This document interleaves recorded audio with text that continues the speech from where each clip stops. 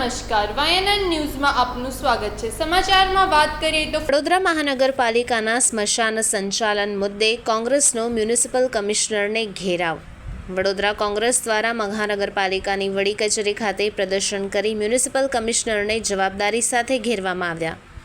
મુદ્દો હતો શહેરના 31 સ્મશાનોના કોન્ટ્રાક્ટ આધારિત સંચાલન અંગે, જેનો તાજેતરમાં પ્રારંભ કરવામાં આવ્યો છે।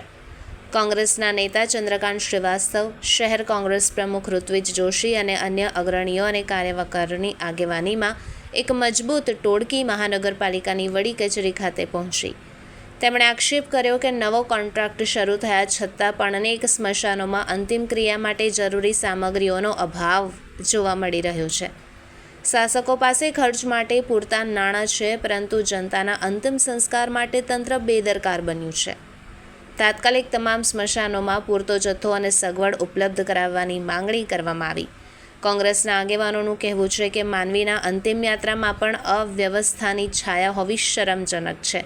તંત્રએ જવાબદારીથી કામગીરી કરવી જોઈએ।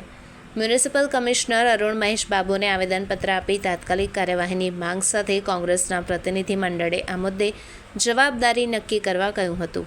આંદોલન દરમિયાન શાંતિપૂર્ણ માહોલ જળવાયો હતો, પરંતુ જાહેર રીતે તંત્ર સામે ગંભીર પ્રશ્નો ઊભા કરવામાં આવ્યા હતા।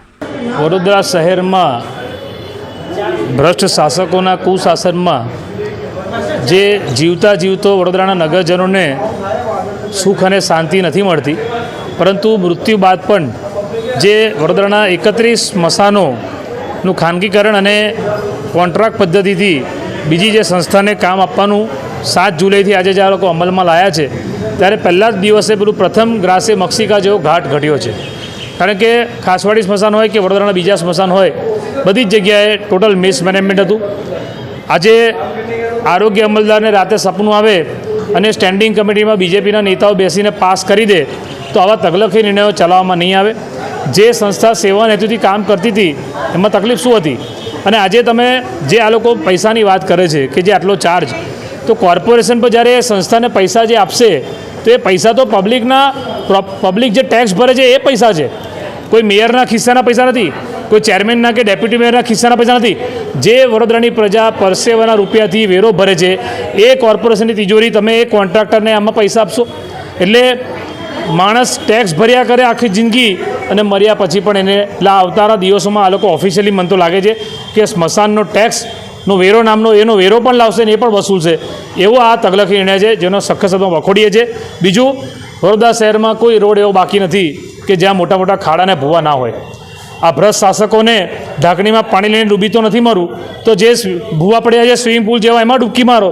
કારણ કે તમારા ભ્રષ્ટાચારના પાપે વડોદરા શહેરની જનતા ભોગવી રહી છે, અને એક પણ કોન્ટ્રાક્ટરોને કોઈને સામે એક્શન લેવામાં નથી આવ્યા। એક 38 વર્ષનો યુવાને સરદાર એસ્ટેટ સર્કલ રિક્ષા ચાલક કમાવ દીકરો પરિવારે ગુમાવ્યો, અને ખાડામાં રિક્ષા પડીને મૃત્યુ થયું એ વ્યક્તિનું, તો આજે જે કોન્ટ્રાક્ટર હતો એની સામે કોઈ પગલાં નહીં, કોઈ એક્શન નહીં, કોઈ જે અધિકારી હતા એની સામે કોઈ પગલાં નહીં। અરે તમારે ખરેખર જો સાચું કામ કરતા હોય તો બિનજામીનપાત્ર ગુનો દાખલ કરવો જોઈએ, એવી કોંગ્રેસ પાર્ટીએ અગાઉ માંગણી કરી, હજુ સુધી કોઈ એક્શન લેવામાં આવ્યા નથી। ત્યારે તમામ મુદ્દાઓને લઈને આ મ્યુનિસિપલ કમિશનરનો જવાબ લેવામાં આવ્યા હતા। કમિશનર સાહેબને અમે ચોખ્ખું કીધું છે કે ભાઈ કોંગ્રેસ પાર્ટી, તમે આમાં જે પણ ચોખવટ કરવાની હોય શ્વેતપત્ર બહાર પાડીને લોકોને, કારણ કે પ્રજામાં શંકા કુશંકા છે કે ઓલરેડી વડોદરાની પ્રજાને આ ભ્રષ્ટ શાસકો પરથી વિશ્વાસ ઉઠી ગયો છે, ત્યારે મ્યુનિસિપલ કમિશનર પ્રેસ કોન્ફરન્સ કરીને વડોદરાની જનતાને જે પણ સાચી વાત હોય એ વાત કરે। બાકી કોંગ્રેસ પાર્ટી આ બાબતે આગામી દિવસોમાં અમારે લોકશાહી ઢબે આંદોલન કરવાની ફરજ પડશે। અને જે દરખાસ્ત બાબતની વાત છે, લગભગ ફેબ્રુઆરી મહિનાનું છે, કદાચ મારા જોઈનિંગ પહેલાંનું છે, એટલે હું એની પ્રોપર ચકાસણી કરીને આનું હું જવાબ આપીશ મિત્રોને। અને બાકી બે જે છે ભૂવા પડવાથી કોઈ મરણ પામેલો રજૂઆત છે, કે અમે PM રિપોર્ટ માટે રાહ જોઈ રહ્યા છે। PM રિપોર્ટ આવે એના પછીનું કાર્યવાહી કરશું। પણ અત્યારે જે સ્થિતિ છે, ડ્રેનેજ ડિપાર્ટમેન્ટ અને રોડ ડિપાર્ટમેન્ટને અમે ખુલાસા માંગ્યા છે।